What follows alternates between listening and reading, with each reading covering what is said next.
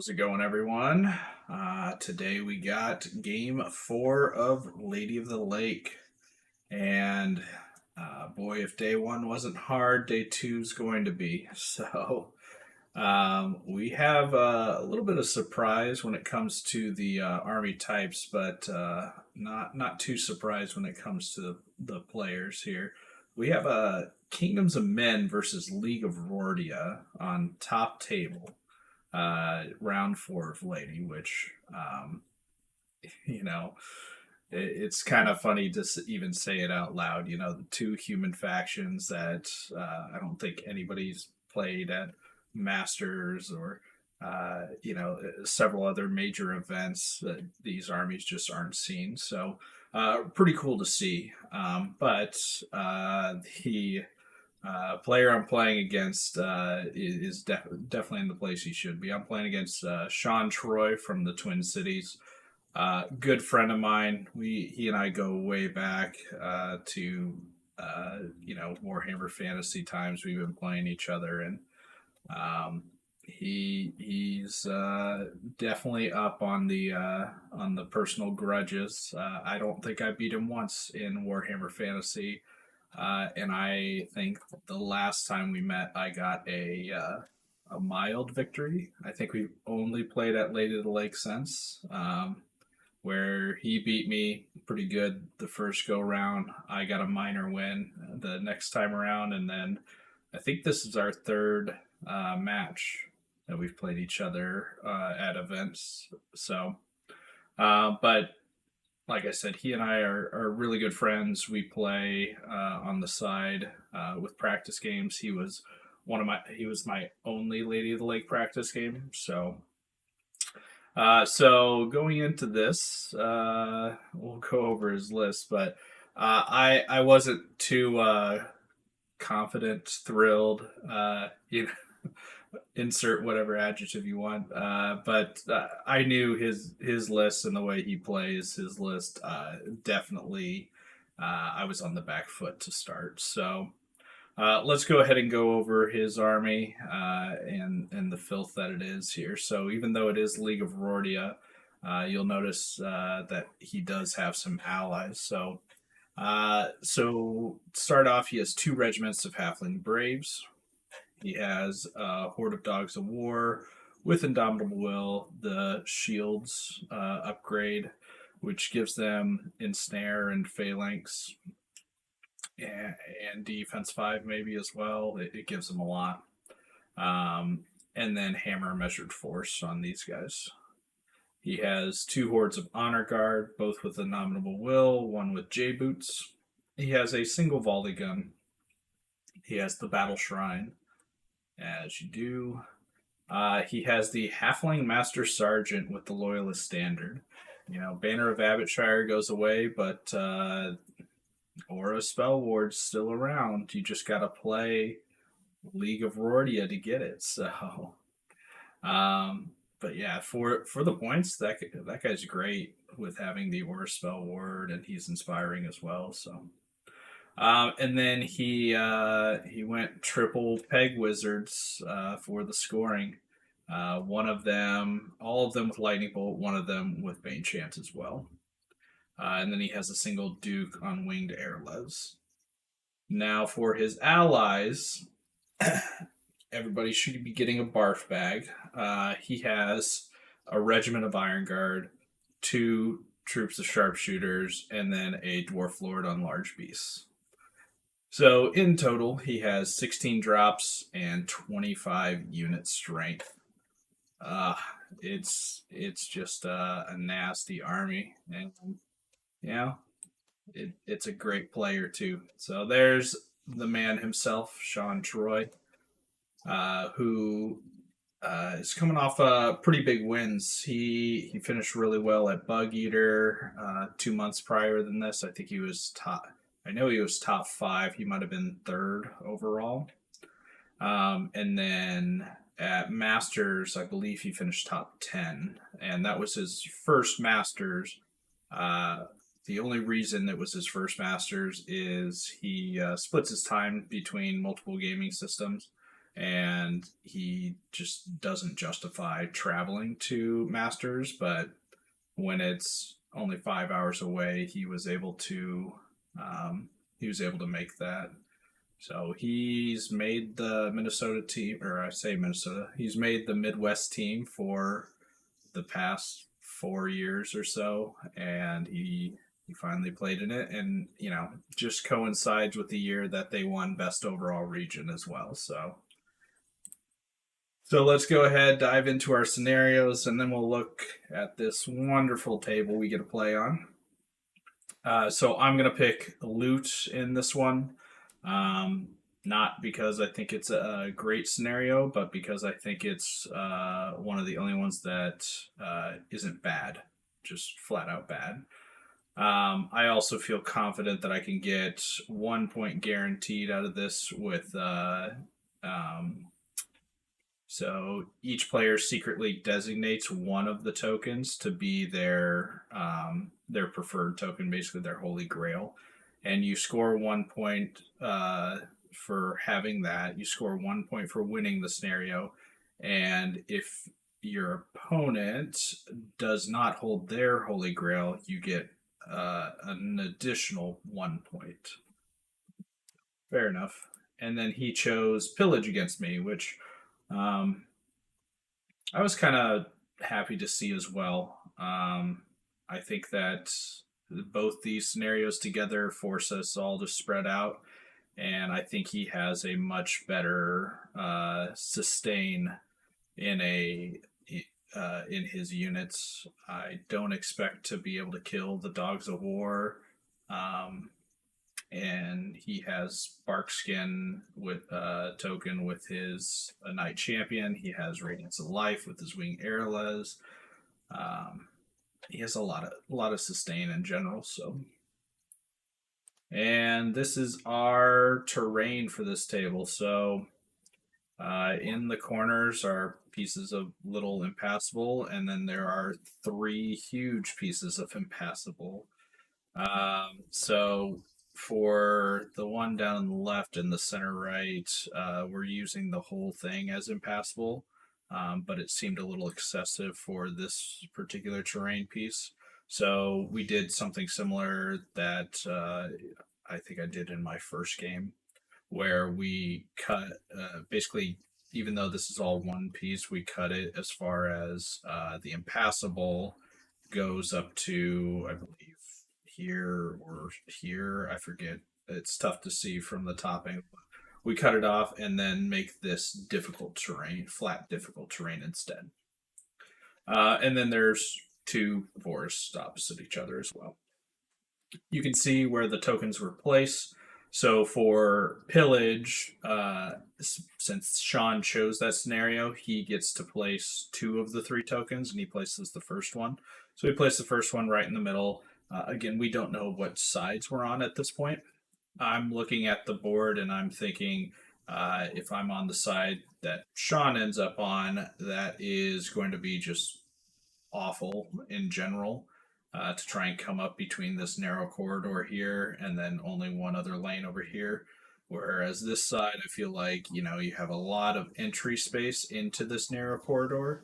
And then you have multiple entries into this side of the board as well around this. So if I did end up on Sean's side, I wanted to have something that was going to benefit me. So I put the pillage token over here, knowing that I can sit a militia mob behind an impassable piece all game and not really care. And from what you guys have seen with pillage for the other games that we've played it, each one of these 3 pillage tokens is just 1 battle point at the end of the game. So it's definitely worth just sitting a unit on it. And then loot tokens are these smaller brown ones here. I believe one goes in the exact center, and then I put one over on the far left, preventing another one from being placed over here. And Sean put this one over here as close to the other one as he could. So we don't know which loot token each other are gunning for, but I knew right away, no matter which side I got, I wanted the one over here on this far left. I know that Sean wants to deploy the dwarves kind of separate from his main line, and the only place his main line fits is going to be in this zone over here, no matter which side he gets. So I knew his dwarf detachment was going over here, and um, that would normally be difficult, a couple defense 6 units, but I know if I commit a giant over there that I should be able to grind them out. So that was my game plan. And then if I do win this side, I can hopefully push in towards the middle or whatnot. So I do end up getting this side of the board, which I'm happy with. So again, remember behind this giant impassable is a loot token. So my goal here is just delay and hold up in the center here um, as much as possible, and I want to win the left flank. If I win the left flank in a couple two, three by turn 2, 3, 4, then I can contest the pillage token back there, and then I'm also holding this pillage token here. So at the very least, I'll have 1, 2 for pillage, and then I'll hold my Holy Grail token. So that would be 3 out of the possible 6 for the scenario points.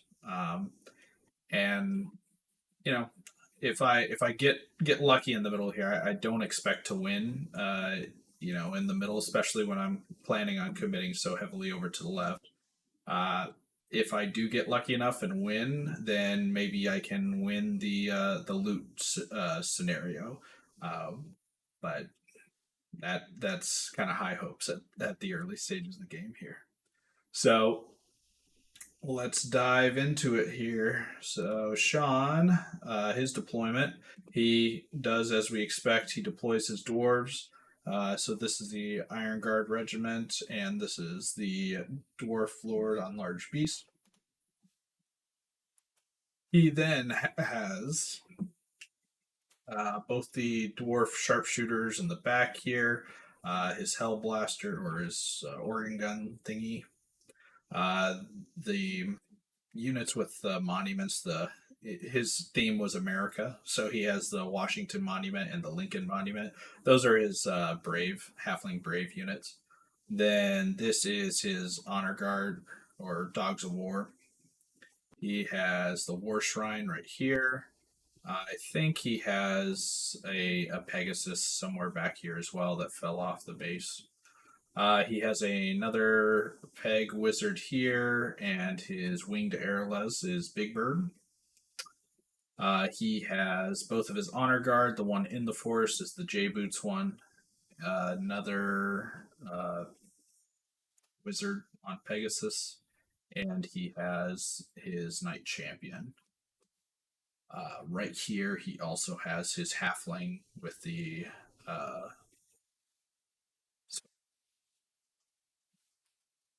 and my deployment from right to left, I have a Spear Phalanx, which is slightly angled so that way it can run straight up past this impassable piece and start applying pressure over here. I know his Honor Guard do not want to come into that, so I put it there.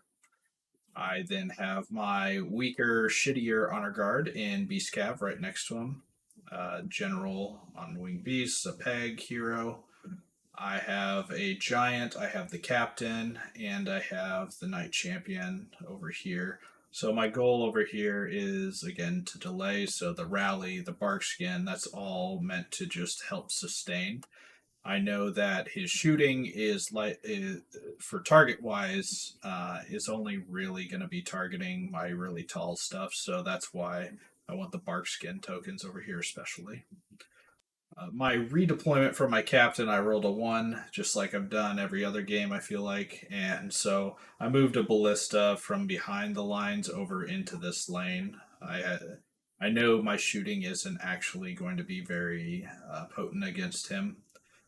So I chose them as early deployments so that I can get better matchups with everything else. Horde of Polearms, a regiment of militia mob, my horde of bowmen, Then I have a general on wing beast behind the bowman, a giant here. Again, was pretty early, pretty safe deployment. I know I want, because of these units over here, I know I want to bring him to the left, but I wanted to put him in a place where he has to be respected, going either way. If I rolled more than one for redeploy, I was actually going to switch these two on the far left. I want the spear phalanx in front and the militia mob behind. The militia mob's just going to die to whatever charges it. Spear phalanx is going to ideally live forever against everything on this flank. And a Pegasus in the back. So Sean gets the roll off for first turn in his favor, so he moves up pretty aggressively on the left flank. I wasn't expecting that as much, and then slightly less aggressive on the right. He is kind of jammed up with the terrain pieces as they are here.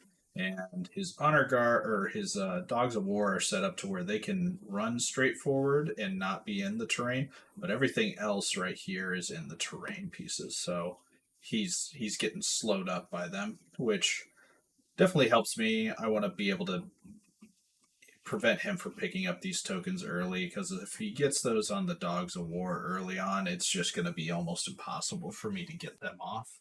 So a little closer look, ran up with both. Yeah, moved up like so.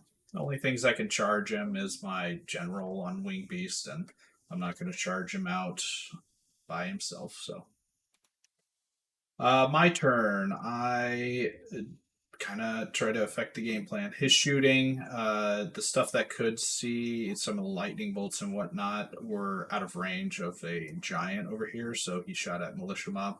He ended up wavering the militia mob, so and then put a few wounds on the giant. This isn't a very great picture, but you'll see I went ahead on the far left. Hopefully we can go in. I went ahead on the far left and I ran the spear phalanx through the other unit and then pivoted so that the beast, general and beast, can't actually get into him. And I'm also just blocking up every possibility for this general on beast to get through and past any of these guys. So it's all contain and kill at this point. The peg hero is looking in towards the center of the board, but the general is looking over here and the giant is looking over here. Over towards the right hand side, again, we moved up very aggressively with our spears because we don't care. I think where the terrain is, we actually are even blocking off double charges for these guys. So you know, I don't mind if he double charges in general, but if you can block him off, might as well. And all these guys move up accordingly. I position so that the horde here has rally and a bark skin. Otherwise, everything else is just pretty basic.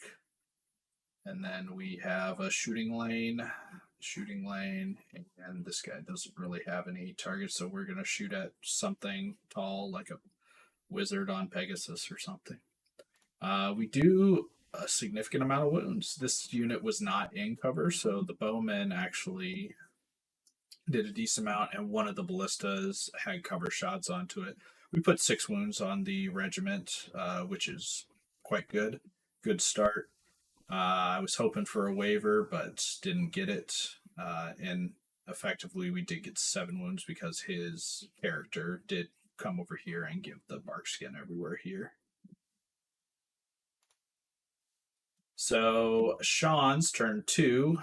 He again moves up the infantry as quickly as he can, 5 inches at a time. But I've kind of stymied the right hand flank over here with the spear phalanx. That's what they're good for. And then he backs off a little bit and repositions on the left. He realizes that this might have been a little bit overcommitted, ran forward a little too quickly over here. But I think about this time he definitely realizes that left token is the one that I'm going after. I still don't know which one he's really going after. I just know it's not the left one. So one thing this picture's supposed to help out with is his general, or not general, knight champion that was over here. Realized that his left flank is quite weak. So to help deter my options over here, he's trying to bring him around. So he brought him all the way back and around over here.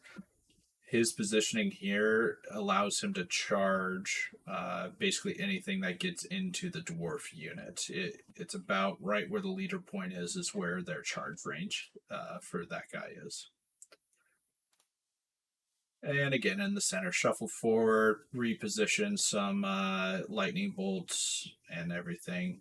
One thing that he did do is he put a wizard on Pegasus right here in between both of his units. The reason for that was to block off charges with my Beast Cav unit. So I had forgotten to mention this, but I moved up within 14 inches of this Beast Cav, but I angled in such a way that it was in the flank, so it could not charge.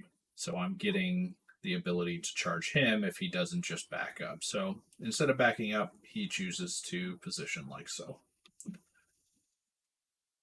Pretty straightforward. His shooting, I think he pumped everything he could into this giant here. It's in cover. It's got a barkskin token. It definitely is taken wounds. It's probably up to like 5 or 6 wounds total between both rounds of shooting. But that's what giants kind of do. They soak up some wounds. So this is what it looks like going into my turn 2, and this is what I do. Everybody run forward. So let's jump over to the left here. I decide that I'm not afraid of him bringing his character over here. I actually think if he does bring it over here, it's just already a lost flank. I feel like I've got this on lockdown. So, positioning wise, he was moving in such a way to get a charge or charge options.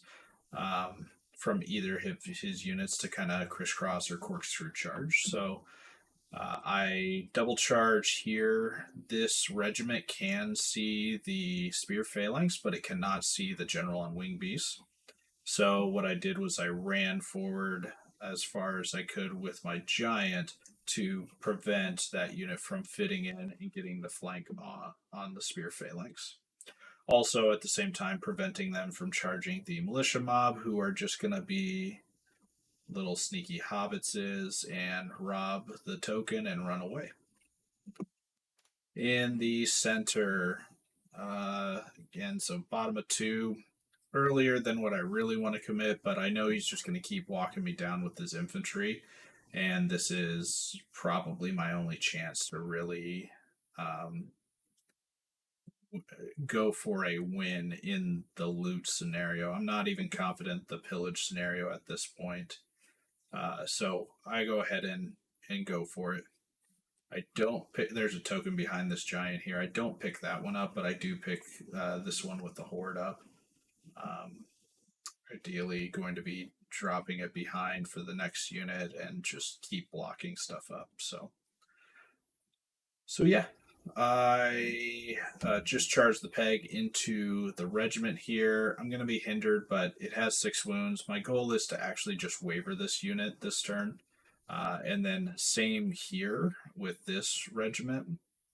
So I do something, I don't think I've ever done it before, but I do something kind of weird here where I choose not to pop J boots on my Beast Cav unit because if I pop J boots, I should just murder this Halfling Brave unit.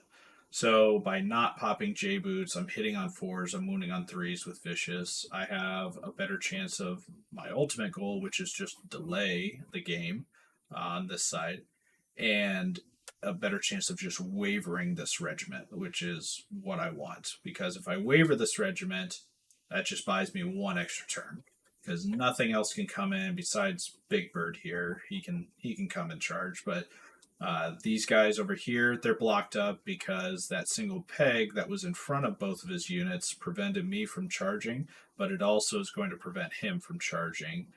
So I'm going for a waiver on him. I put the spear phalanx into him. I moved the general on Wing Beast up. He's actually facing towards the center line because this unit can't get around that and it can't actually fit in between the impassable and the spear phalanx. So I know I'm protected there. The only thing that could charge me in the flank is a wizard on Pegasus. So that's fine by me. I can't really see it, but my knight champion's here and my captain I think is right over here. So I'm blocking up chargers into this Pegasus, into the knight champion, and into the giant because of those positionings as well. So if I get lucky and on some rolls and start killing stuff, that's fine. But the chaffy stuff in front, I'm actually gonna be fine with wavering several turns in a row if I can. That'd be great. So after combats, nothing died. Nothing was expected to die, but also nothing wavered. So uh, I was hoping I had good chances for a waiver here, for a waiver here. I did a wound here. I did 7 wounds here. Uh, but yeah, just could not get the nerve rolls that I needed for some of these waivers, and I think I did 2 wounds to the Pegasus, which is fine, but no waivers. So that definitely opens me up for on the right hand side for some stuff. But he's still fairly limited with this giant horde. It was stuck behind both these units, so he only had pretty much one option he could do. So we'll go over that here. But yeah, this is what it looks like after his movement on turn 3. On the left, he charges the giant, knowing there's nothing better to do. He countercharges my general. I actually think I got a lucky waiver on his general on Beast over here with my charges, and he got his headstrong though, so it was it was lucky, but didn't really matter in the end. And he decided that Knight Champion's back over here. He realized that, yep, too little too late. So the Knight Champion comes back to the winning side of combat for him and is going to contribute over here. So countercharge these guys. Because of where the Impassable's position, he could not double charge. He just couldn't fit the double charge.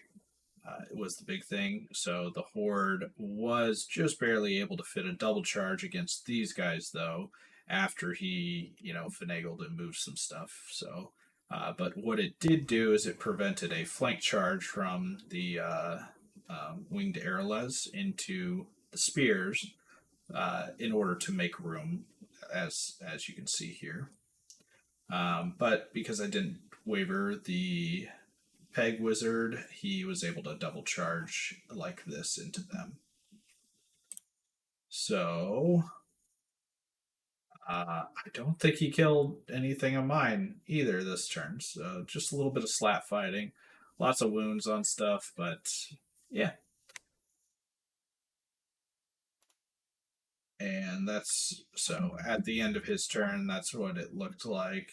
Again, nothing died. I think he wavered this Pegasus, which was unfortunate for me, but I actually don't even have inspiring over on this for this guy, which I don't want to bring the rally away. I need to hold this up here, but I was really hoping that the Pegasus would get a waiver, do enough over there.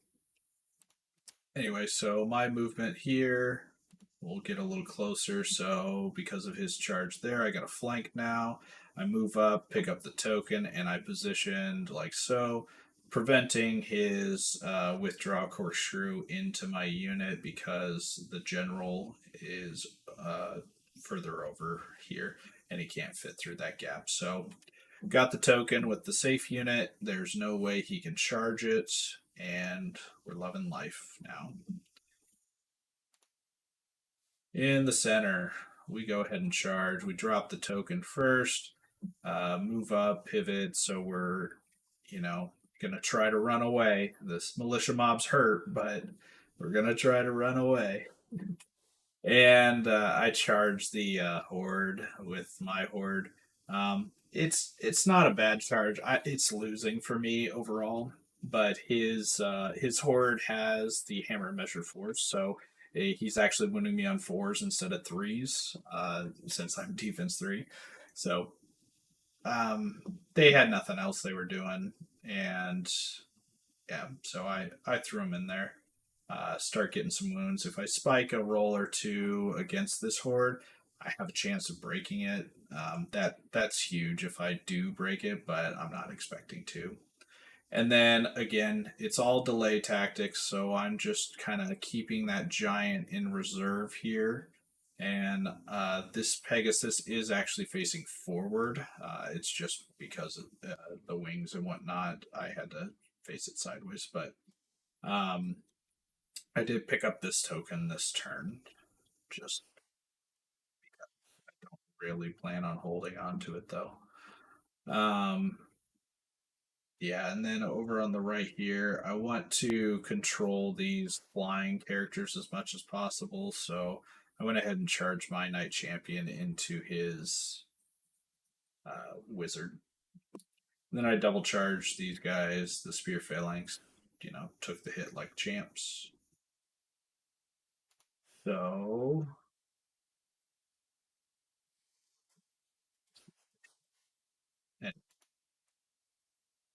so yeah, the only combat, or there's two combats actually. I over on the left, I killed his uh, general, his dwarf lord on beasts, which wasn't expected.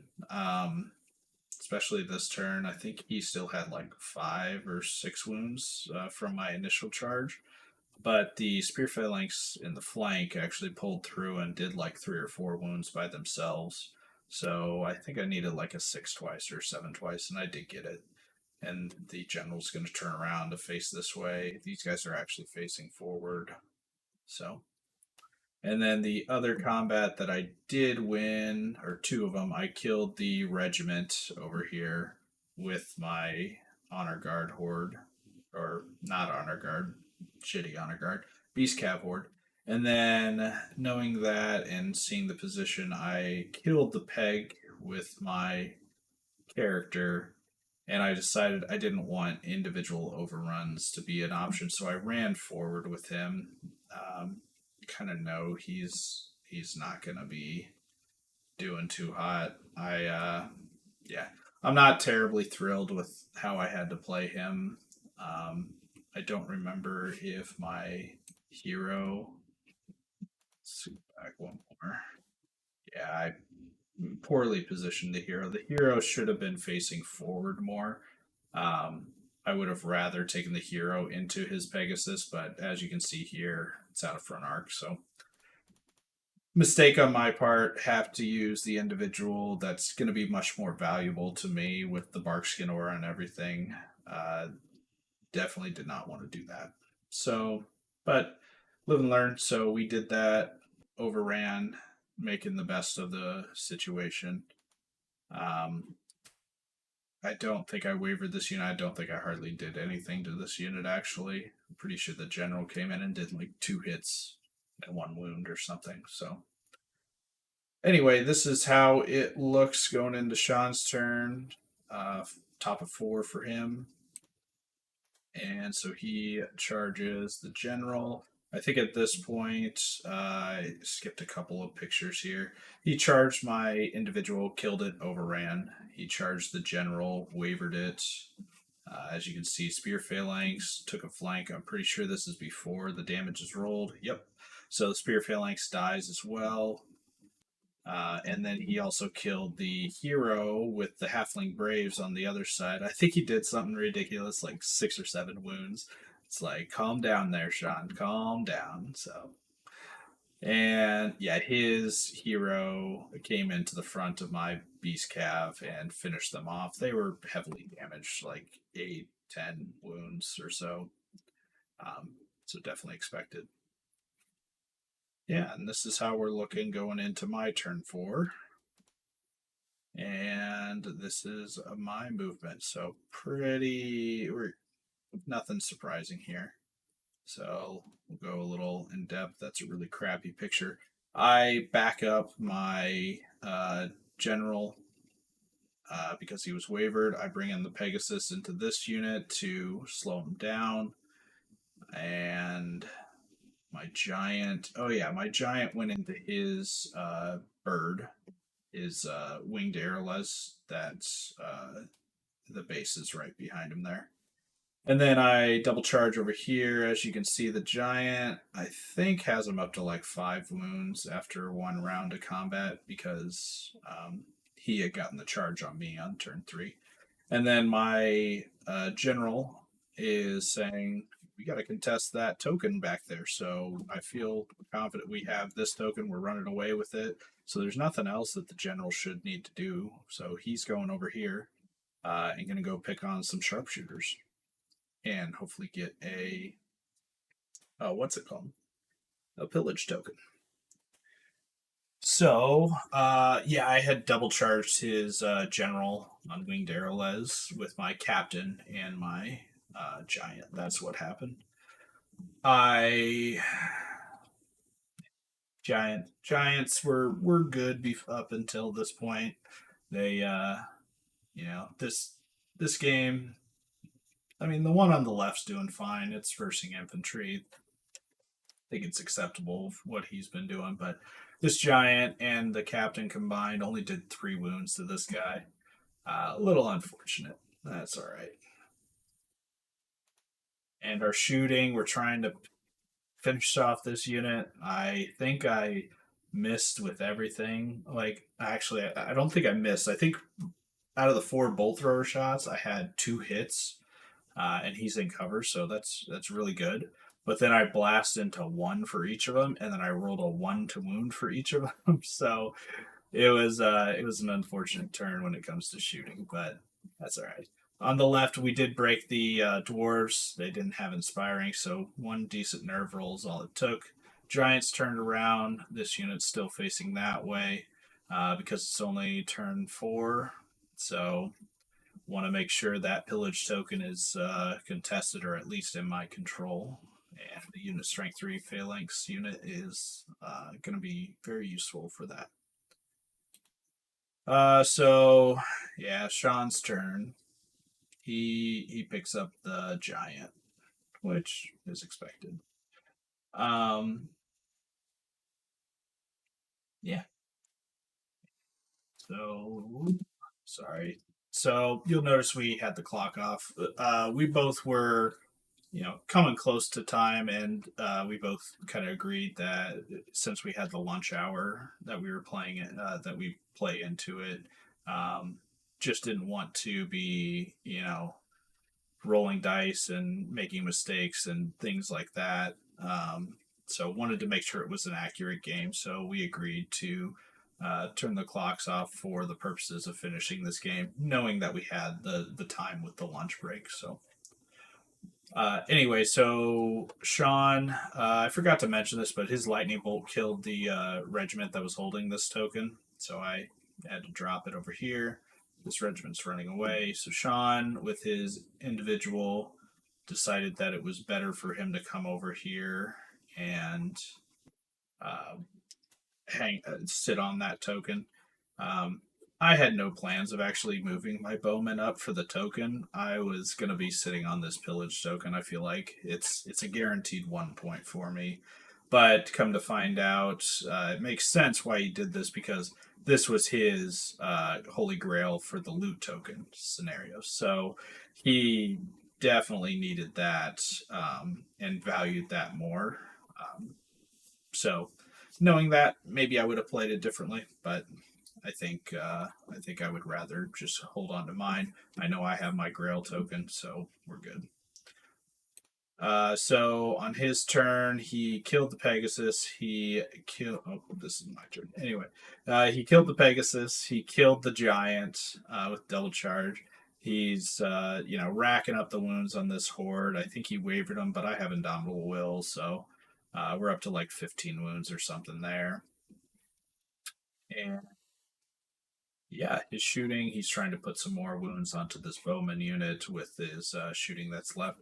He did have to turn his sharpshooters around to face that general on wing beast coming from that direction there. So, and then my turn, I just ran my giant forward as much as I could.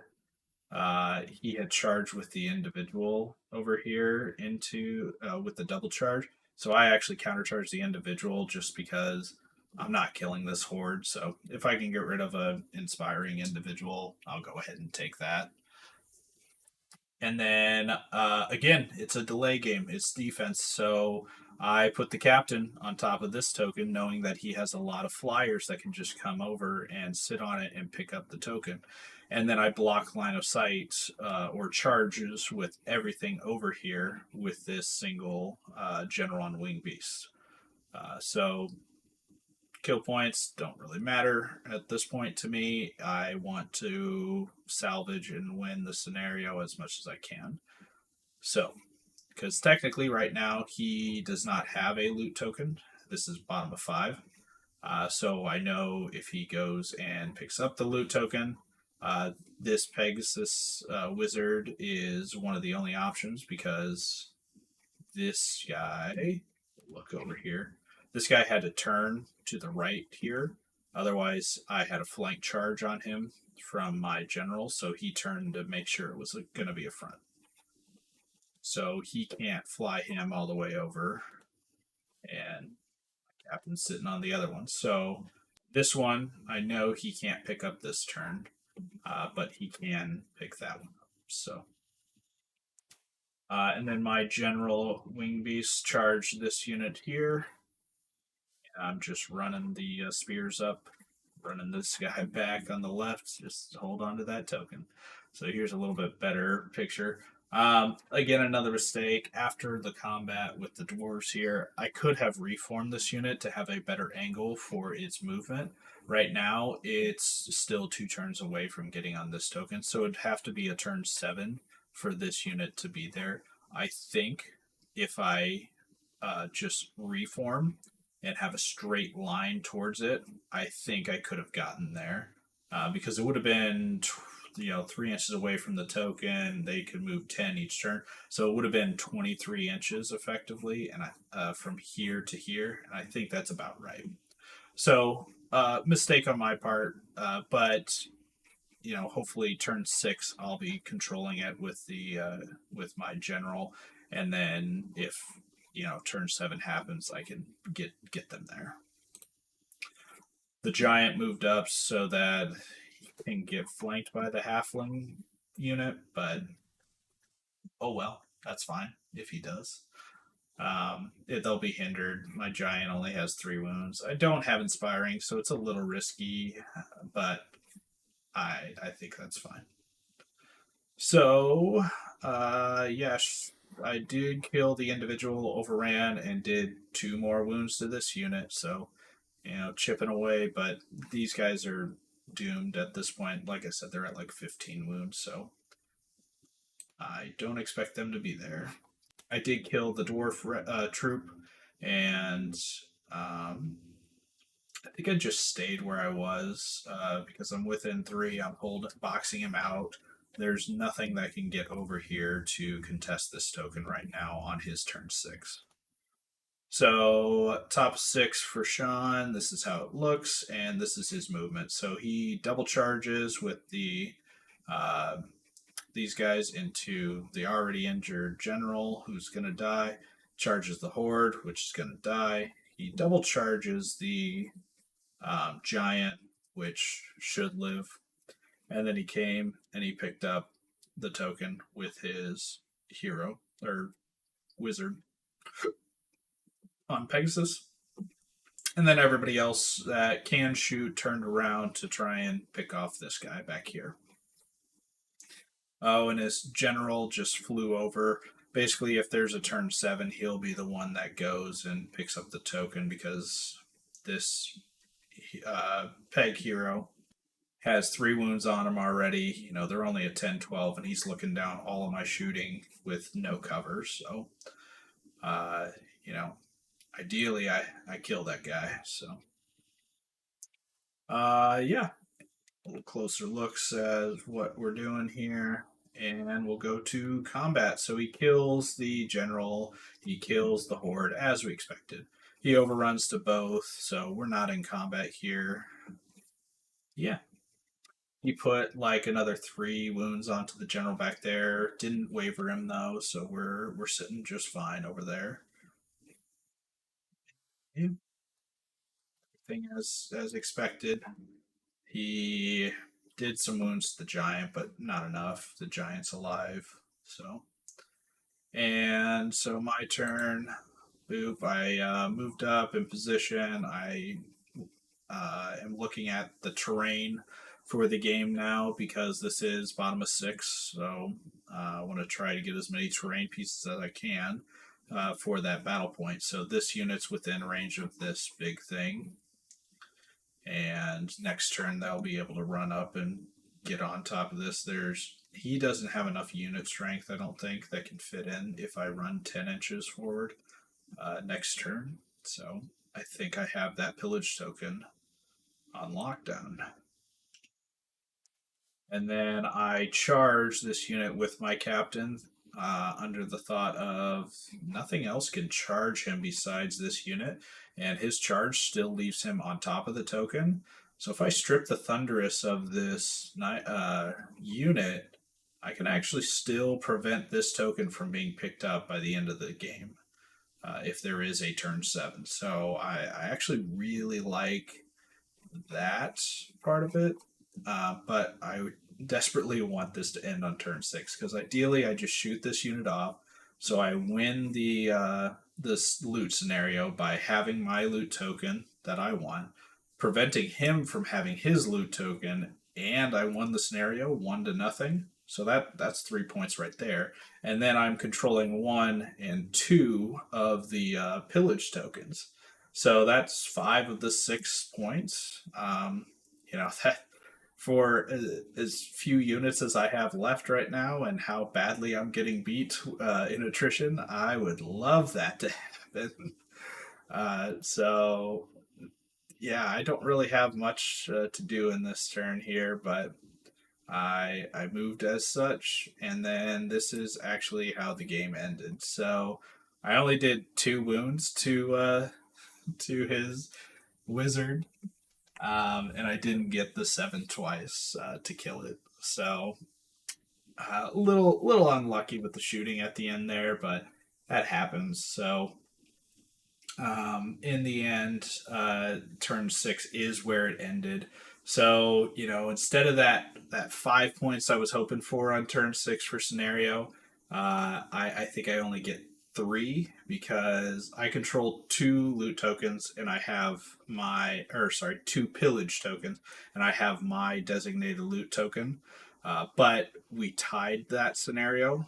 So for Sean, he has 1 pillage token, the center one there, and he has his designated loot token. So scenario wise, it's 3-2. But the issue is that I didn't kill hardly anything, so I think I got 1 point for attrition, and Sean killed a lot, so he got 2 points. So it's tied 4-4. And then when we look at the terrain, um, I only have 2 pieces of terrain, and we decided to, because we treated these as 2 different pieces, the flat and the impassable, we decided that it's only fair that you can control 2 different. So he controlled this one here. So he has 1, 2, and 3. I think he might have even had this one for 4, so it wouldn't have really mattered. But either way, Sean won the terrain control. So in the end, uh, you know, I'm calling this one a draw. I technically snuck out 1 victory point extra on scenario. but Sean had, one additional point over top of me on attrition and the terrain. So Sean, in this draw, Sean got 5 points to my 4. And I'll be honest, I was pretty happy with the result overall. Obviously, I had an opportunity to make it a much bigger when that would have been 6 points for me, and then Sean would have only had 4. So it's still a pretty draw-like game if that was the result from me killing this peg wizard, but it was it was a hard fought game, and I think I'm very glad that it ended on 6 because I don't think a turn 7 was going to do me any favors. I don't think I have any more attrition that I gained. I think that he has a very good chance because this is the Bane Chant guy, so he could Bane Chant, kill my captain, pick up this token. He just trades off. So I think I lose the loot scenario. Or, yeah. And yeah, so in the end, great game by Sean, well played. I think that we both had a couple of things that we would do differently looking back at it, but I think overall it was a very clean game, very tactically fitting, very similar to all of our games that we play, where it's just a slugfest when it comes down to it. So his list is definitely better. Honor Guard are just much better than Beast Cav, and he has a lot of tools in the list. So uh, much respect to Sean. Always have fun playing him. It's always a close game, and like I said, we've been friends for a long time, and I think a big reason for that because I played many people back in fantasy, but Sean has a very charismatic personality, and when you combine that with expert tactics that he brings to the table as well, it's just everybody wants to be around him. So I always appreciate the opportunities I get to play him, and um, you know I think we can probably put this in the official record as a draw. At least I'm hoping, even though I lost by 1 point technically. So. But yeah, I appreciate you guys watching, and I will have Game 5, the finale, up here probably tomorrow.